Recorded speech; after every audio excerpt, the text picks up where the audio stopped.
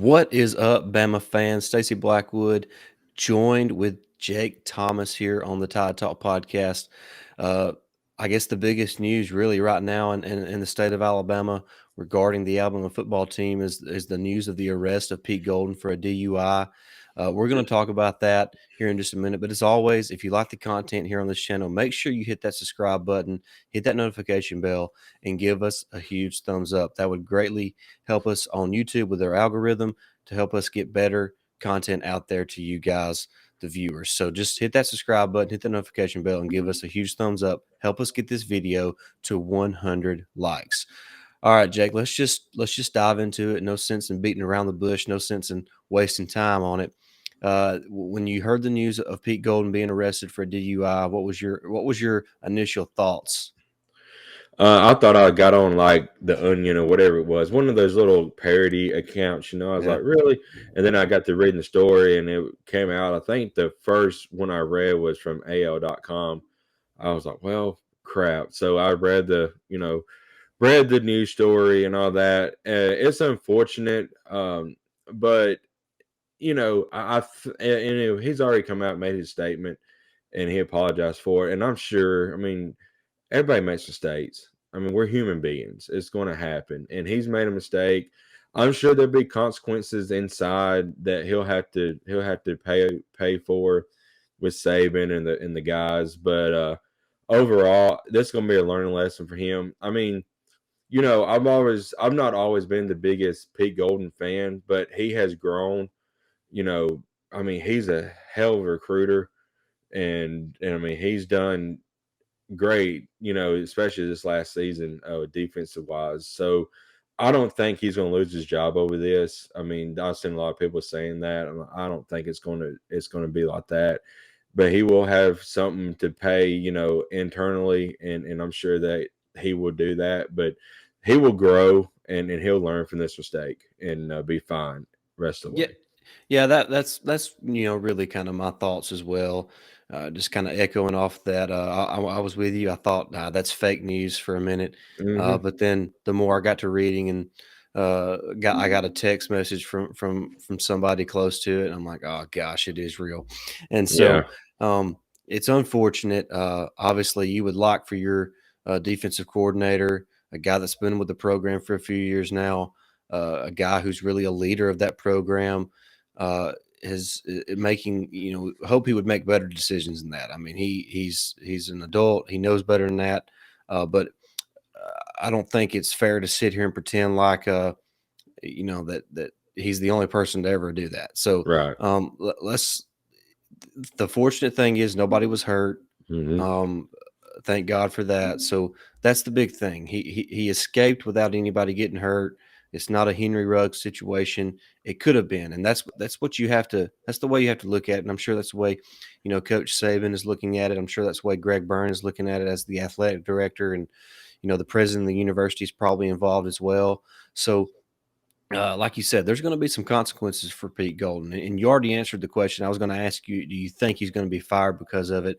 I No. don't think he's going to be. I think it's obviously a possibility that he could be Yeah, fired over it because it is a big deal. it It's, is. I mean, he's supposed to be setting an example for these young men, and he done something that could have put somebody's life in danger, not just himself, but somebody else as well. So the consequences are going to be there. I'm not sure we'll ever really know what the consequences are. I'm not sure if that's going to be made public or not through Coach Saban, because Coach Saban always keeps those things close to the vest. Right. But it's going to be interesting to see how they handle this situation. This is obviously the biggest news right now, and that's unfortunate because yesterday was National Signing Day. I know it was kind of quiet for Alabama because of all the work they got completed back in December, but we should be sitting here today talking about the finished product of the 2022 signing class.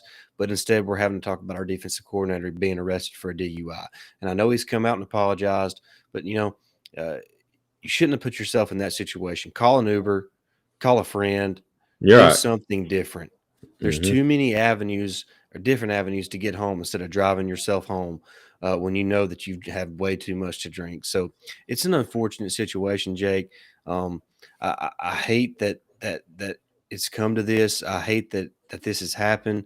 Looks like he celebrated that great recruiting just a little bit too much. Yeah. Um, and I say that half jokingly, but Jake, to get behind the wheel of a car, and like I said, I'm not gonna pretend like I've never done it, but um, when you're at the University of Alabama, when you're I mean, Jake, it's a privilege to be the defensive coordinator at Yeah. Alabama. It's Yeah. it's not it's he. I'm not saying he hasn't earned that spot, but it's still a privilege. Right. Nobody owes him that job, No. so it's his duty now that he has that job to treat it with respect and to try to do his best to uphold the standard that the University of Alabama sets. Yeah. So it's unfortunate. I hate that this has happened, and hopefully he can get himself cleaned up. I don't know if he has a problem with alcohol or not. I don't want to speculate on that, but hopefully he learns from this mistake, like you said, cleans himself up, gets back on track, and starts setting a better example for those players that he's recruited. Absolutely. And our grandmother has always said nothing good happens after midnight. Hmm.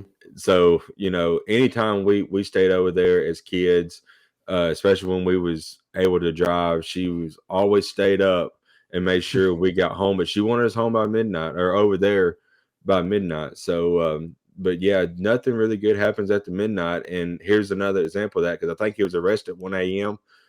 And Yeah, and that's so another thing, man. This guy's got a family. He's got a wife. He's got kids. right, What's he doing out, man? I'm right. with you. I don't want to beat a dead horse. I don't want to kick a man while he's down. But there's consequences for all your actions, and you know where you're. My dad has always said where you're at in this very moment in time is a sum total of all the decisions you've made in your life. Hmm. So when he was getting them handcuffs put on, it's because it was the sum total of the decisions he had made. Yeah, and absolutely. and he's a grown man. He made those decisions, and now he's going to have to suffer the consequences. And whatever those consequences are, I don't know yet. None of us know yet. We'll find out soon enough. But it's unfortunate because he's supposed to be a leader for those young men and set an example for those young men, and he failed to do that last night or this morning, whatever you want to call it.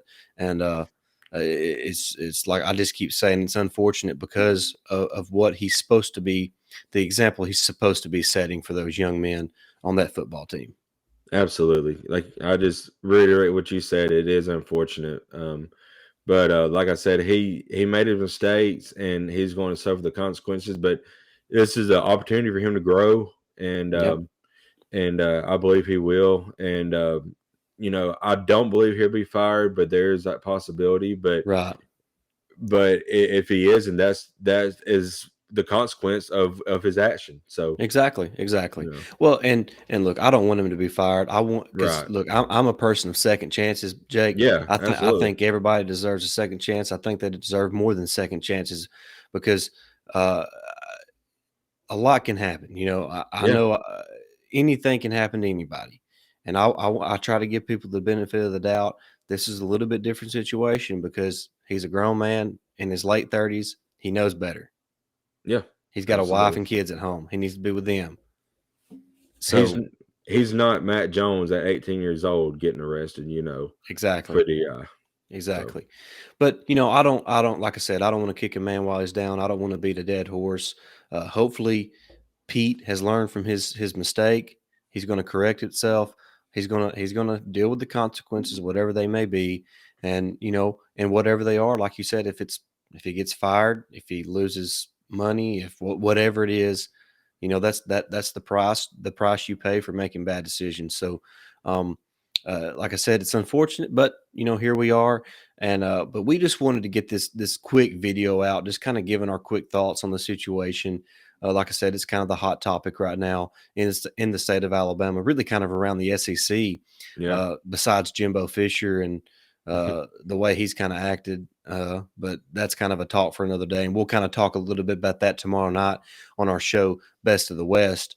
So we'll talk about that then. But we just wanted to kind of get a quick episode out discussing and giving our thoughts on the Pete Golden situation. But that's going to wrap this episode up here on the Tide Talk podcast. Like I mentioned, make sure you hit that subscribe button, hit that notification bell, and give us a huge thumbs up. Like I said, we're going to be back tomorrow night for an episode of Best of the West. So look forward to that. We'll be talking all about the Western Division. We're going to be talking about the disaster that's going on right now with the Auburn football program. So you want to make sure you're tuned in for that. But that's going to do it for this episode. For Stacey Blackwood and Jake Thomas, roll tide. Roll Tide.